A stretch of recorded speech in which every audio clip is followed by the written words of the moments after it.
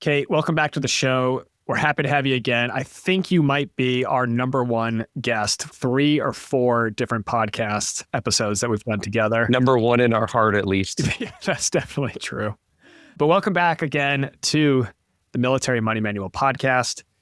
And I wanted to start with the idea that a lot of people have where they have a GI Bill and maybe they have 2 kids or 3 kids, and they think, I'll give an equal portion of the GI Bill to each kid because that's fair.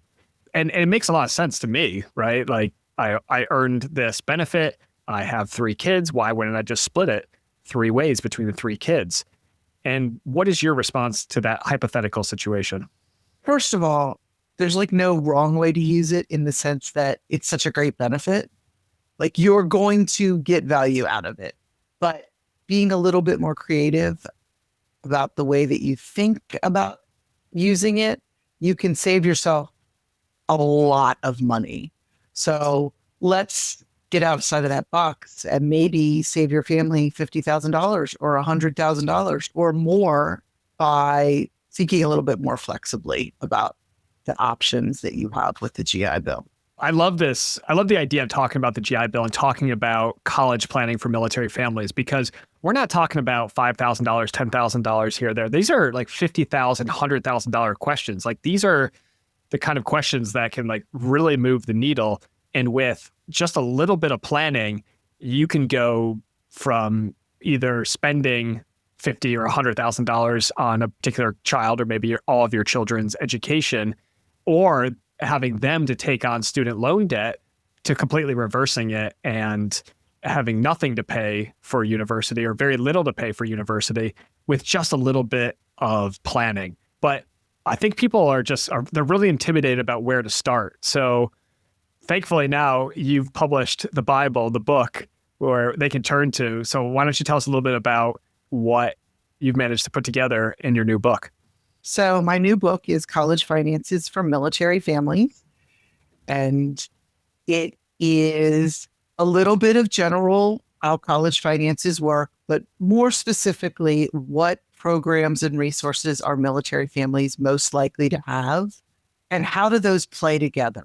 And how do you look at your educational goals for your family and create a strategic plan, like you said, that really might move the needle in your family's overall financial situation. When you were talking about the previous thing that you said, I picked up the book to look at one of the examples that I have in there.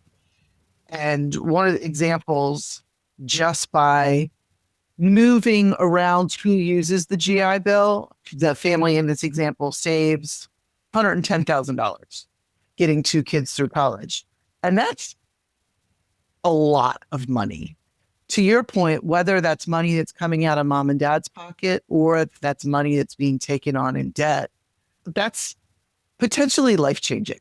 Yeah, Kate, as one of the beta readers of the book, I really appreciated having a one-stop shop resource now for talking about things from GI Bill to 529s and ESAs. And there's so many things out there where sometimes military families can just be overwhelmed by all the options and don't even know where to start researching. Topic is very overwhelming. And just like a lot of other big financial decisions we make in our lives, they're not the type of financial decisions you get to practice very often. You can get good at buying your groceries inexpensively, knowing how to buy groceries on a budget because you need to do it every single week. But things like buying a house or buying life insurance or putting a kid through college or putting yourself through college, most people don't have the opportunity to practice that very many times. And if the last time you paid for college was when you were in college, you may not have any idea what's going on in the world today. So, Kate, let's start with kind of a broad strokes. What are some of the programs that military service members should be thinking about as either, it could be as early as they're expecting their first child, or it could be as late as, oh my gosh, they're a senior in high school and we haven't thought about what they're doing next year. Where are some of the places, some of the programs that they might be eligible for or they might have access to that they haven't considered yet? So the most important thing that military members need to think about is when they are eligible to transfer their post 9/11 GI Bill benefits. So military members earn post 9/11 GI Bill benefits based upon days of service. If you're active duty, 3 years of service gives you the whole GI Bill. If you're in the reserve component, National Guard or reserves, your time gets calculated a little bit differently. But no matter how that unfolds, when you have 6 years of service, you're eligible to transfer your benefits to people who are in DEERs, so spouse and or kids. And that transfer incurs a 4-year service obligation. So it benefits the service member to make that transfer as soon as they're able to. So that is the biggest thing that service members need to know. Hey, go ahead and transfer that GI Bill as soon as possible, either at the 6-year mark, if you already have a dependent, or if you don't have an eligible dependent at the 6-year mark, as soon as you get one, you move that GI Bill over, right? And sometimes for enlisted folks, there's a little bit of planning because they need to have that 4 years available. So sometimes that takes a little bit of alignment to get the timing right on the transfer. And you don't want to miss your window because potentially that could cost you. But that transfer doesn't have to be your final answer, correct? Like if I transferred initially to my spouse and then end up having 2 kids later, I can rearrange how it's transferred. It's just transferring it to someone other than yourself incurs that commitment. Yes. So there's only one 4-year commitment, and it begins when you make the first transfer. And then as long as you're still on active duty, you can add new dependents and move months around between them. Now, once you leave active duty, you can still, or active service, let me more accurately say. Once you leave active service, you can still move months around between people who've been given the benefit, but you can't add it to anybody new. So if you have that post-retirement baby, you're going to need to find another way to pay for their college. Yeah. So in like my example, I just had the one dependent, my spouse. And so when I hit the 6 years of eligibility, I moved 1 month to her to start the 4-year clock. And the Air Force with our pilot training and our pilot active duty service commitment, ADSC, of 10 years, it actually works out very well that you finish your 10 years well before, for the GI Bill transfer, well before you finish your 10-year pilot active duty service commitment. And it's almost like they planned it that way. But like you said, if you have another dependent, a child along the way, then you have the opportunity to move it around, but you're not going to incur another 4-year ADSC. So Kate, if someone's intrigued now by the GI Bill, either from this conversation or after they pick up your book or your ebook, what's the first step they need to do? Is it an in-person visit to the education office, or is it something they can do online depending on their service maybe? So there are some tiny little differences between the branches of the service. In general, this happens in MilConnect. You go to MilConnect, you can move, and it should, assuming your DEERS record is accurate, you should be able to see the eligible family members and make a movement, request the transfer there. But different branches of service may also have a little different rules, like in the Navy, there's something you need to sign. So it never hurts to reach out to the education office and just say, hey, either do you have a class, or can you just walk me through this process to make sure that I'm not missing anything? One nice thing about MilConnect, though, is that once your transfer has been approved, it'll pop up like a notice kind of thing that says, hey, you've done what you needed to do. And then once that 4-year commitment is fulfilled, that is also noted in MilConnect. And one of the tips I recommend people do, and we still do in my family, is about once a year, we go into MilConnect and we take a screenshot that says, this is when the transfer was initiated. This is when the service obligation was completed. And here's the little pop-up that says that all of the ducks were properly put in their row. That's a good tip right there. That's one I've not done yet. I'll have to adopt that one. Okay, so we talked about GI Bill now. Let's talk a little bit about some of the other options like the 529 college savings or college prepaid. We don't have to go into all the details because they're in your book, and we've had you a couple of podcasts ago where we talked about that. But it's kind of just painting the picture about all the options that are there and how it's a lot to digest, especially when you haven't practiced before. It is a lot. So 529 plans are tax advantaged savings and investment accounts that you could put money into. And as long as it is used for a qualified education purpose, you have these tax benefits. Military families sometimes get hung up on 529 plans for a bunch of different reasons, similar to the same reasons that civilians do, but with a few little extra twists. Sometimes it seems overwhelming to where am I going to find the money in my budget?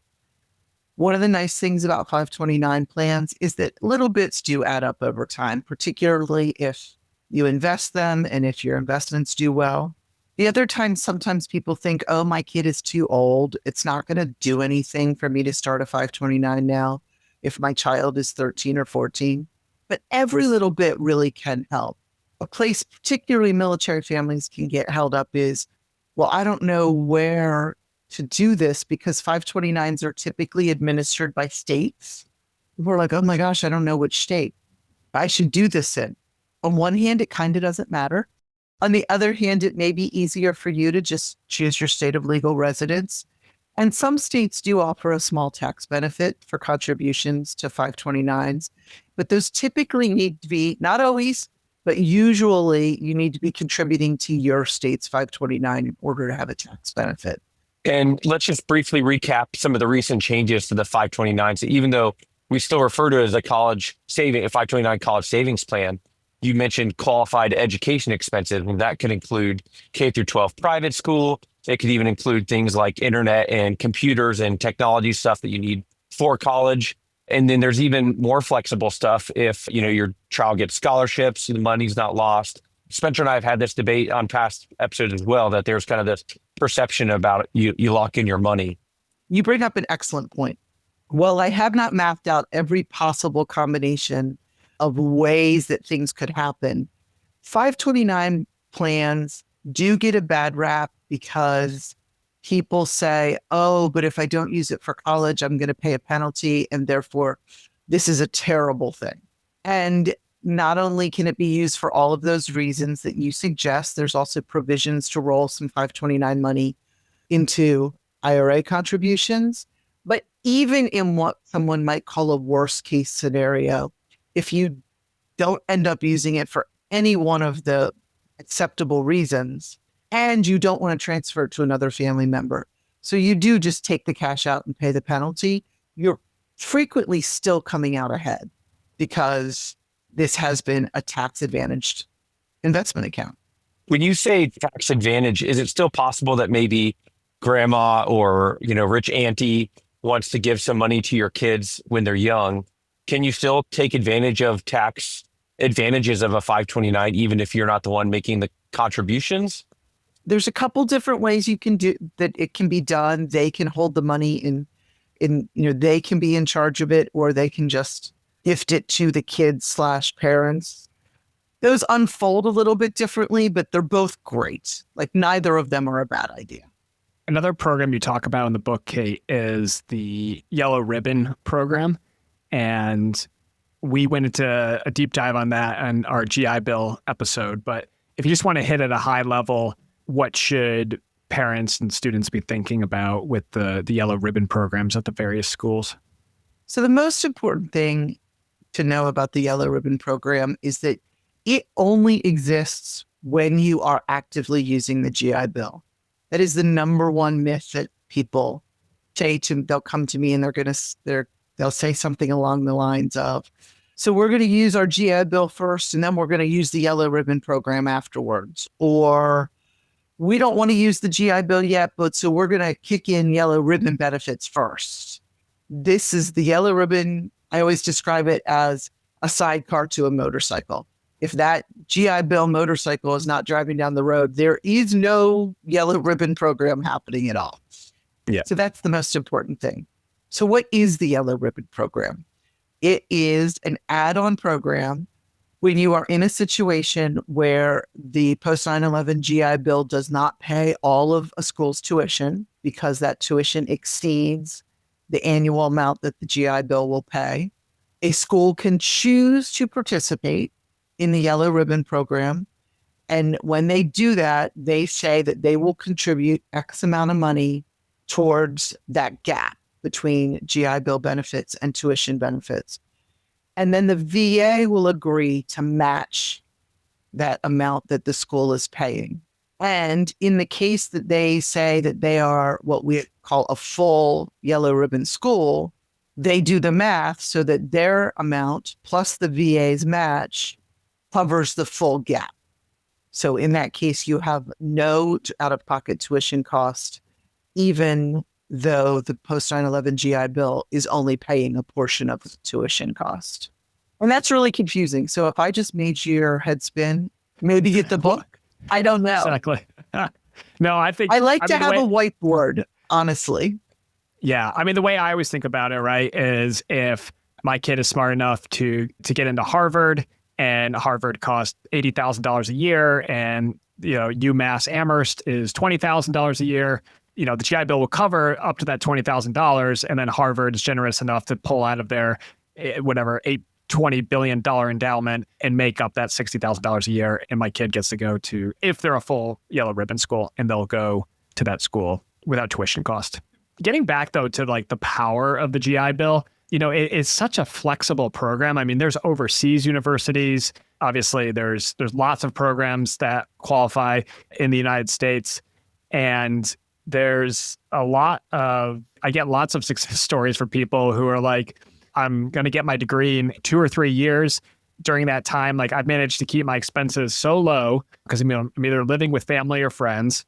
And, maybe they're going to school in the schools in Manhattan. And so their MHA, a military housing allowance, is set on Manhattan. So it's a couple $1,000s a month, but they're living across the river in New Jersey. Their cost of living is much lower, and they're able to split the difference between their MHA, their tuition, and they're able to really set themselves up with zero debt, and a lot of times with a lot of savings, and just focus on getting their degree and not worrying about, okay, I can afford ramen noodles for dinner tonight. I can, make myself a nice meal and keep studying. So, I hear a lot of success stories from people who do utilize the GI Bill, mostly, veterans, but also there's a big opportunity for dependents as well to really maximize on some of the benefits.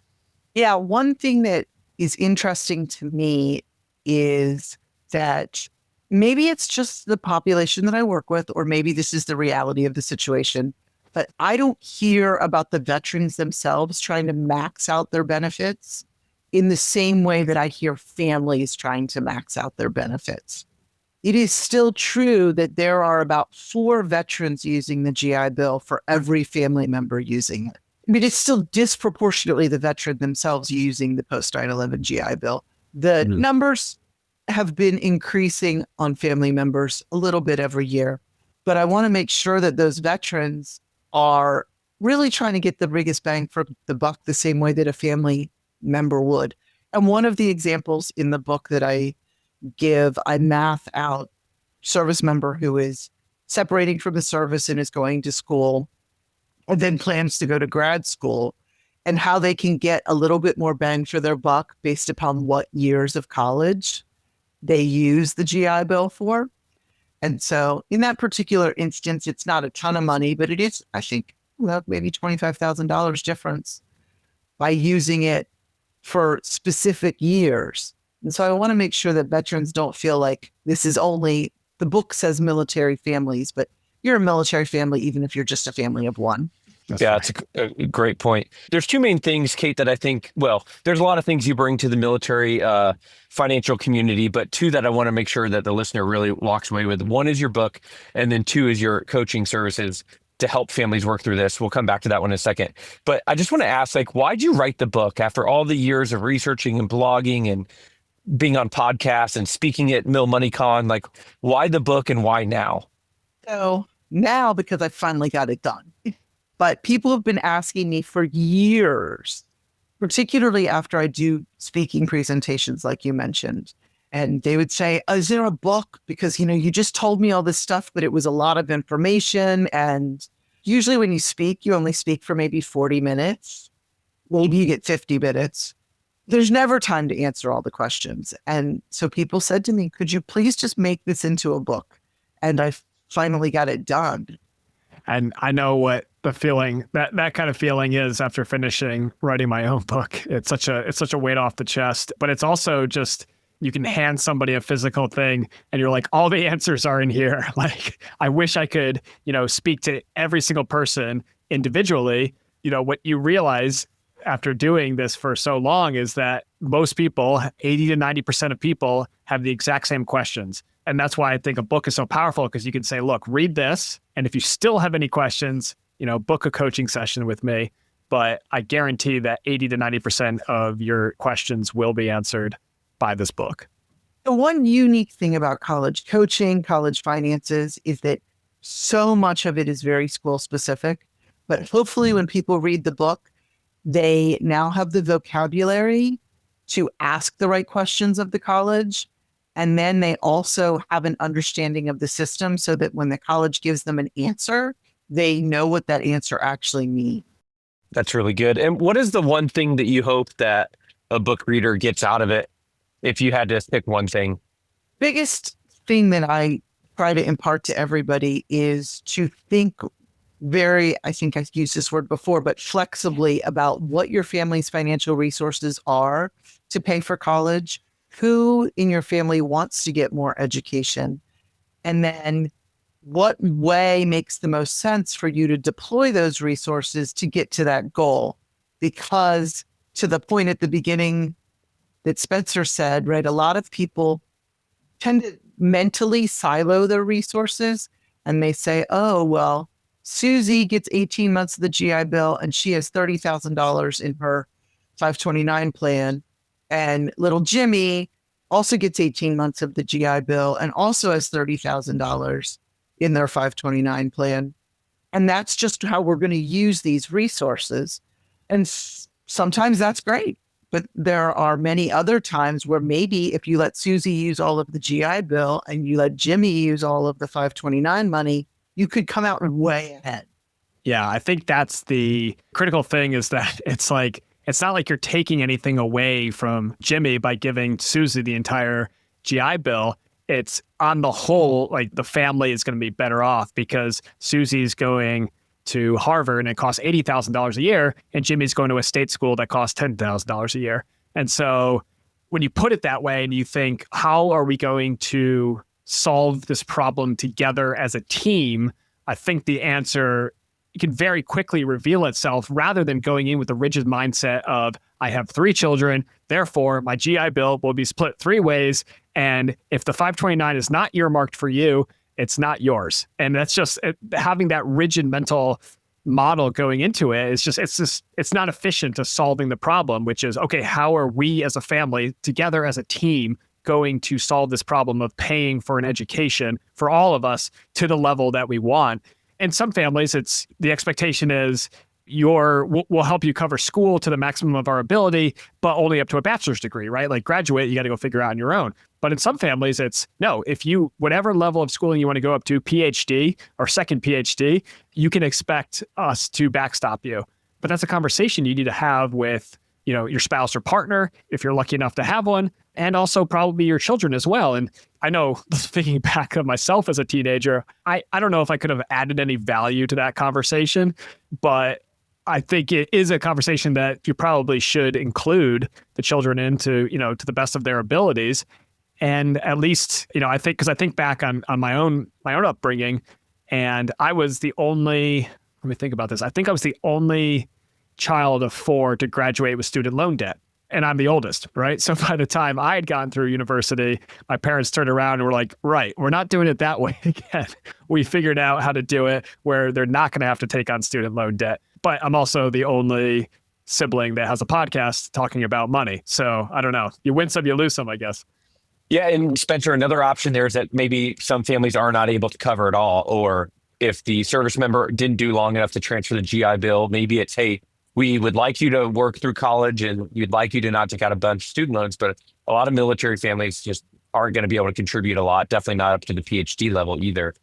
So Kate, we're super excited about you having the book out. We'd love to advocate and encourage people to check it out as much as possible, whether it's the physical book or the ebook. Can you just give us a little glimpse into where people can find it, where people can follow you, where people can book coaching sessions with you if they want some more specific help as well?